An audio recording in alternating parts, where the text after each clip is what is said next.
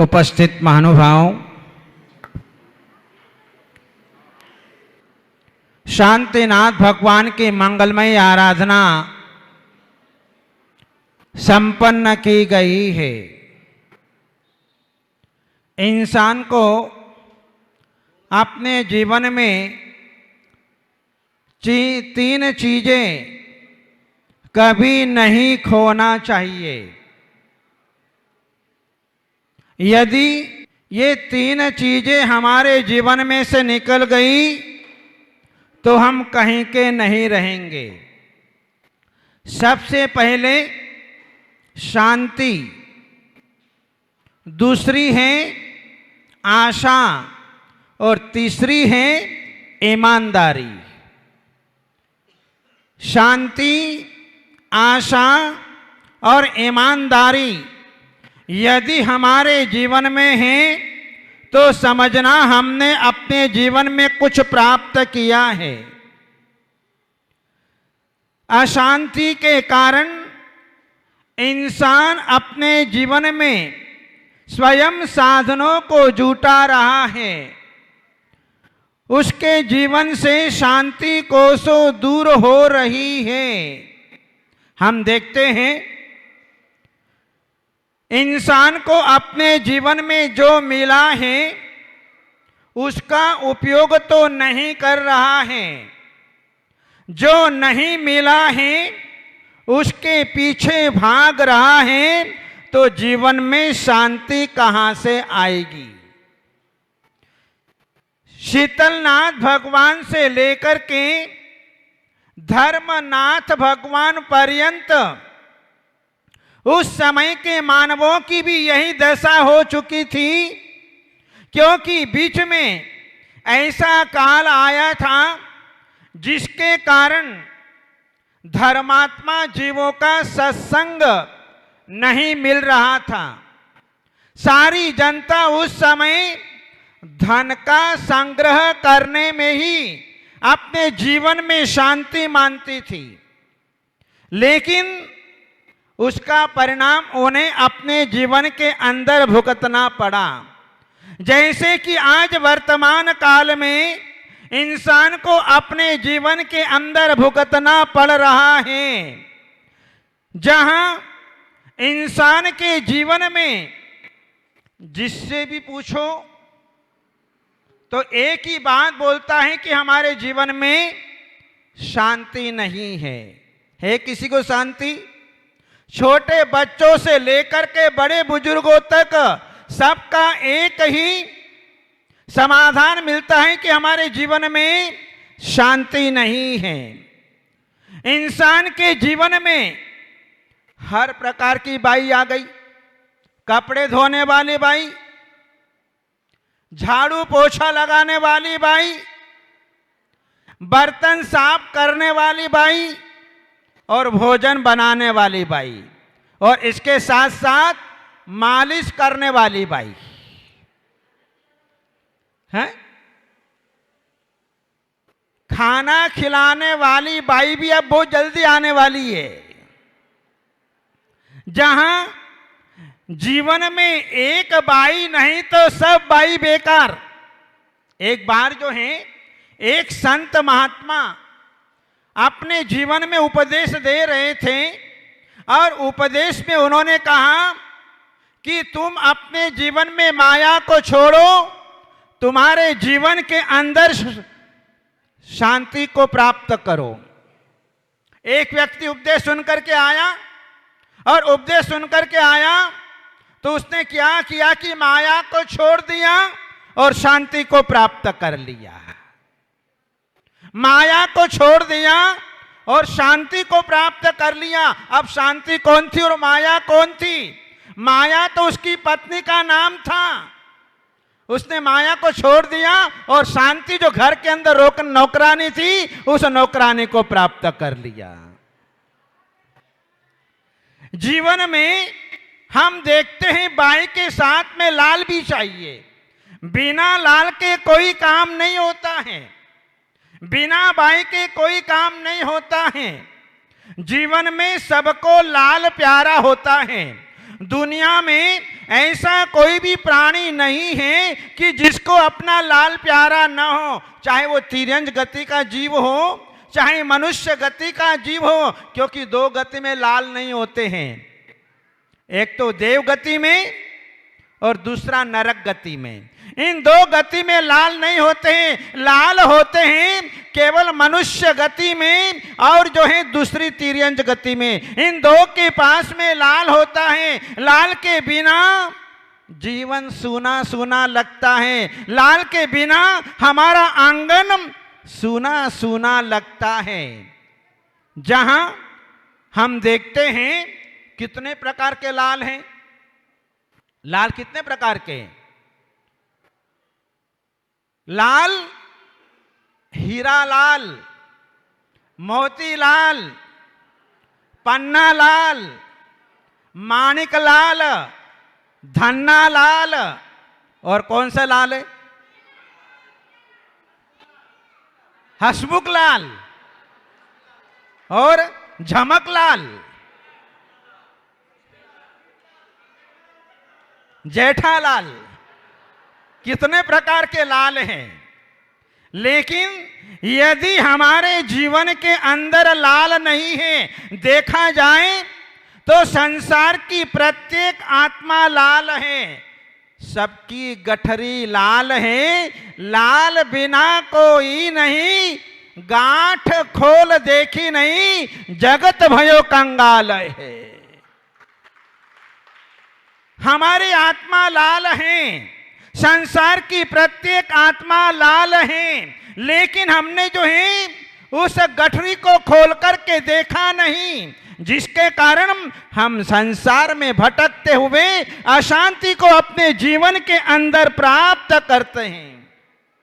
ध्यान रखना, जीवन में सारे लाल मिल गए, चाहे हीरा लाल हो कि मोती लाल हो कि पन्ना लाल हो कि जवाहर लाल हो कि रतन लाल हो कि पन्ना लाल हो, चाहे हसमुख लाल हो, कोई भी हो, लेकिन जीवन में शांति लाल नहीं है तो सब बेकार है। इसी प्रकार से जीवन में एक बाई नहीं है, वो बाई है शांति बाई, शांति बाई नहीं है तो सब बाई बेकार है। इसलिए जीवन में शांति क्यों नहीं? इंसान अपने जीवन में चिंतन करें तो उसे बहुत कुछ समाधान प्राप्त हो सकता है कि आज हमारे जीवन में शांति क्यों नहीं है। आज जो है शांति को प्राप्त करने के लिए ही हमने भौतिक सामग्री को अपने जीवन में संचित करके रखा है, लेकिन वह भौतिक सामग्री हम लोगों के लिए शांति का कारण नहीं बनी, बल्कि हमारे लिए अशांति का कारण बन गई है। सबसे पहले इंसान को अपने जीवन में क्या चाहिए? क्या चाहिए? इंसान को अपने जीवन के अंदर सबसे पहले चैन चाहिए। चाहिए ना? आज चैन कितनी महंगी हो गई है? कितनी महंगी हो गई चेन, फिर भी इंसान जो है चेन को छोड़ नहीं रहा है, खरीद रहा है। चाहे लाख रुपए ऊपर चली गई तब भी इंसान अपने जीवन में चेन को खरीद रहा है, लेकिन जैसे चेन को खरीद रहा है वो चेन हमको बेचैन कर रही है। एक श्रीमती ने अपने श्रीमान जी से कहा कि देखो आगे आने वाले दिन अच्छे आ रहे हैं, क्योंकि त्योहार के दिन है, पर्व के दिन आ रहे हैं, तो हमें अपने जीवन में चैन कब ला करके दोगे? हर महिला की जो है डिमांड होती है कि हमको चैन कब ला करके दोगे? तो उस जो है श्रीमान जी ने कहा, जब तुम मुझे अपने जीवन में चैन से सोने देगी तब तेरे को चैन ला करके दूंगा। जहां ये चैन हमको बेचैन कर रही है, चैन की मांग कब होती है?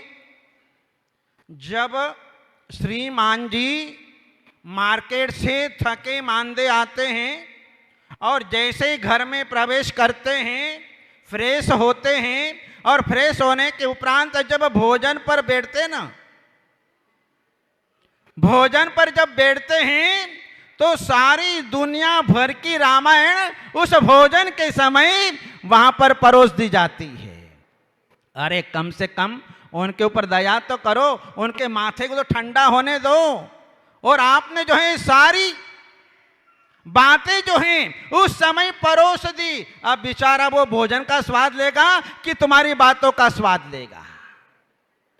जहां आज चैन इंसान को अपने जीवन में बेचैन कर रहा है, कंप्यूटर हमारे दिमाग को खा रहा है, जहां पर मोबाइल हमारे कानों में जहर फैला रहा है, जहां पर व्हाट्सएप हमारी आंखों को नुकसान दे रहा है, जहां पर टीवी चैनल जो है भोगवाद में इंसान को उलझा रहा है, जहां फास्ट फूड ने हमारे जीवन को बिगाड़ दिया है, जहां पर बफर डिनर ने हमारे धर्म, जाति, कुल, मर्यादा और संस्कृति को नष्ट करने में लगा हुआ है, और जंक फूड हमारे स्वास्थ्य को चौपट करने में लगा हुआ है, तो ऐसी परिस्थिति में इंसान को अपने जीवन में शांति कहां से हो सकती है? हम शांति की कल्पना भी नहीं कर सकते हैं। यही समय श्रेयांसनाथ भगवान से लेकर के धर्मनाथ भगवान पर्यंत 7 बार ऐसा अवसर आया कि उस समय जो है सारे प्राणी अपने जीवन में शांति के मार्ग को भूल चुके थे। और यही समय जब कुंद आचार्य देव का समय आया, उस समय जो है यही परिस्थिति बनी थी। सारी जनता केवल धन संग्रह करने में ही लिप्त थी। तब जाकर के कुंद आचार्य देव को अपने जीवन में आध्यात्मिक ग्रंथ का निर्माण उन्होंने किया और सारी जनता को उपदेश दिया, अरे अज्ञानी प्राणियों, तुम अपने जीवन में इस भौतिक धन के पीछे कहां भाग रहे हो? इस भौतिक वैभव के पीछे कहां भाग रहे हो? तुम्हारा वैभव तो तुम्हारे भीतर है, तुम्हारे आत्मा, तुम्हारा ज्ञान, तुम्हारा दर्शन, तुम्हारा सुख, तुम्हारा वीर्य, ये तुम्हारा असली वैभव है, ये तुम्हारा धन है।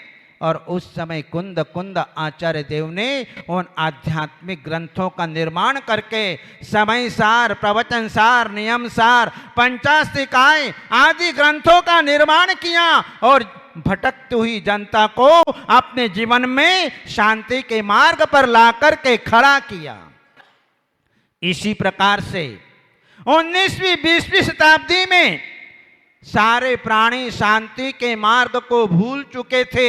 ऐसे समय में प्रथमाचार्य चारित्र चक्रवर्ती आचार्य शांति सागर जी महाराज ने अपने जीवन के अंदर जो है हमें शांति का मार्ग बतलाया, जिसके कारण जो है आज हमें अपने जीवन में कुछ शांति मिल रही है। लेकिन अब वर्तमान में देखते हैं आज पाश्चात्य संस्कृति का प्रभाव इतना तीव्र गति से चल रहा है। आज हर व्यक्ति का माथा भौतिक साधनों से भरा हुआ है, पाश्चात्य संस्कृति के प्रभाव में आया हुआ है, जिसके कारण वे अपने जीवन में अपनी शांति को भूलते चले जा रहे हैं। लेकिन ऐसे समय में भी साधु संत अपने जीवन में उन भव्य जीवों के लिए वे शांति का मार्ग प्रशस्त कर रहे हैं। आचार्य शांति सागर महाराज ने हमें अपने जीवन में उपदेश दिया, आदेश दिया, आओ शांति मार्ग पर चलें। और आज जो है हम शांति मार्ग पर चलने का पुरुषार्थ अपने जीवन के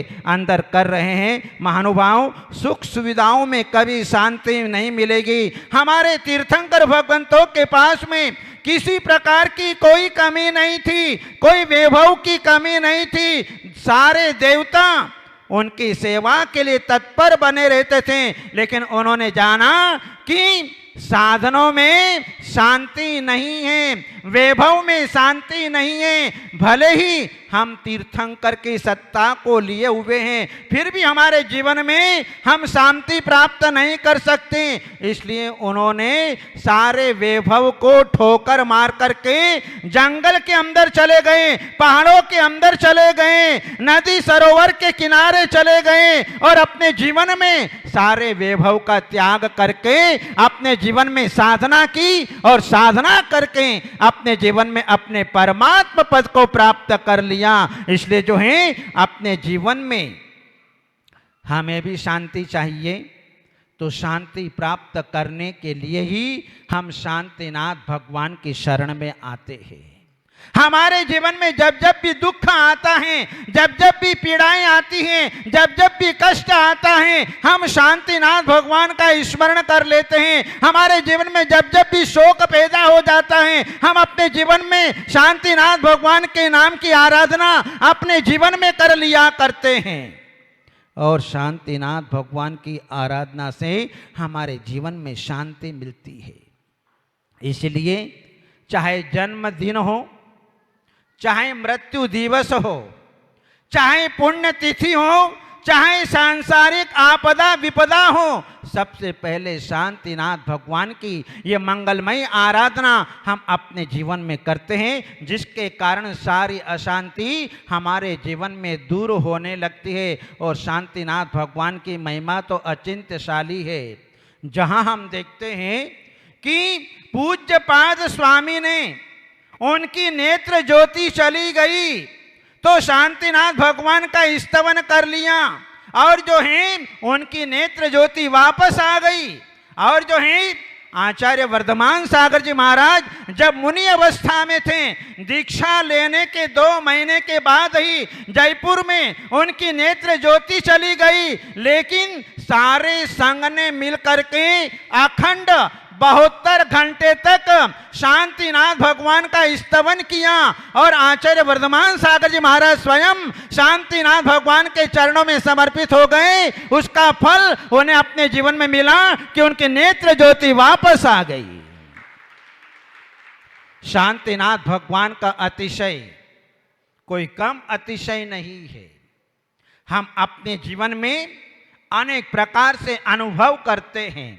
इसलिए जब जब भी ऐसे अवसर हमारे जीवन में आते हैं तो हम अपने जीवन में शांतिनाथ भगवान का स्मरण कर लिया करते हैं, क्योंकि जिनेंद्र भगवान की आराधना हमें हर तरह से अपने जीवन के अंदर शांति प्रदान करने वाली होती है। आप सबके लिए मंगलमय आशीर्वाद। इन्हीं मंगलमय भावनाओं के साथ बोले शांतिनाथ भगवान की